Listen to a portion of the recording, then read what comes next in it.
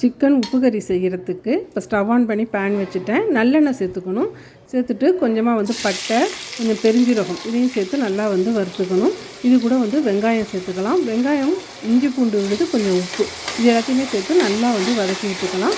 நல்லெண்ணெய் கொஞ்சம் அதிகமாக தான் சேர்த்துக்கணும். ஏன்னா சிக்கன் இந்த நல்லெண்ணெயில் தான் வேக வைக்க போகிறோம். அதனால் எண்ணெய் கொஞ்சம் கூடுதலாக சேர்த்துக்கிட்டோம்னா நல்லாயிருக்கும்.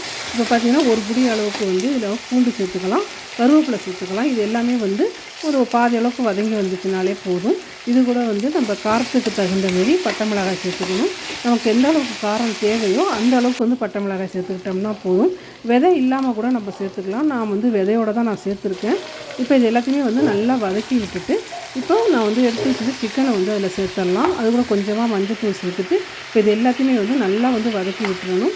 இது கூட கொஞ்சமாக தயிர் சேர்த்துக்கலாம். தேவையான அளவு உப்பு சேர்த்து இது எல்லாத்தையுமே நல்லா வதக்கி விட்டுறணும்.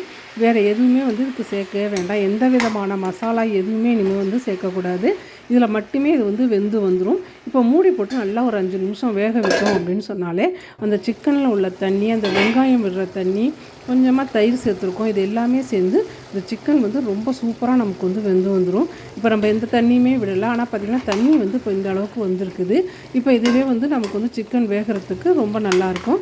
இப்போ இது மூடி போட்டு நல்லா தண்ணியெல்லாம் சுண்டி வர அளவுக்கு சிக்கனை வறுத்து எடுத்துக்க வேண்டியது தான். இப்போ இதில் பூண்டு எல்லாமே சேர்ந்து நமக்கு வெந்து வர்றப்போ டேஸ்ட்டு பார்த்திங்கன்னா ரொம்ப ரொம்ப சூப்பராக இருக்கும்.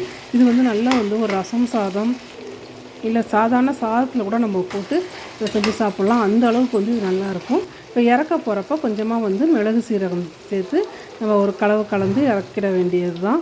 இது எந்த விதமான சாப்பாட்டுக்கும் தொட்டு சாப்பிட்லாம். சாம்பார், புளிக்குழம்பு எதுக்கு வேணாலுமே நம்ம தொட்டு சாப்பிட்லாம். சாப்பிட்றதுக்கு ரொம்ப அருமையாக இருக்கும். நான் பார்த்திங்கன்னா வெறும் சாதத்திலே இந்த கிரேவி மாரி போட்டு நான் சாப்பிட்டுட்டு சிக்கனை தொட்டுப்பேன். அந்த அளவுக்கு பார்த்திங்கன்னா இது ரொம்ப நல்லாயிருக்கும். இது ரசத்தோடையும் சாப்பிட்லாம். ரொம்ப சிம்பிளாக ஈஸியாக நம்ம சட்டுன்னு செய்யக்கூடிய ஒரு ரெசிபி தான் இது. இதை பூண்டு இதில் அதிகம் சேர்த்துக்கிட்டிங்க அப்படின்னு சொன்னால் இதோட டேஸ்ட்டு ரொம்ப நல்லாயிருக்கும். அந்த பூண்டு, அந்த சிக்கன் இதெல்லாம் நம்ம தனியாக எடுத்து சாப்பிட்றப்ப இதோட டேஸ்ட் ரொம்ப ரொம்ப சூப்பராக இருக்கும். நம்ம தேங்காய், மிளகாய்த்தூள் அந்தமாரி நிறைய மசாலா எதுவுமே சேர்க்காமல் ஒரு சிம்பிளாக செய்யக்கூடிய ஒரு வறுவல் தான் இது. ரொம்ப சட்டுன்னு செஞ்சிடலாம். நம்ம தண்ணியெல்லாம் ஊற்றணும் அப்படிங்கிற அவசியமே கிடையாது. அது விடுற தண்ணியிலேயே அது நல்லா வெந்து நமக்கு ரொம்ப சூப்பராக ரெடியாகி வந்துடும். இதை தனியாக இந்தமாரி ஒயிட் ரைஸில் போட்டு சாப்பிட்டோம் அப்படின்னு சொன்னால் இதோட டேஸ்ட் ரொம்ப ரொம்ப சூப்பராக இருக்கும்.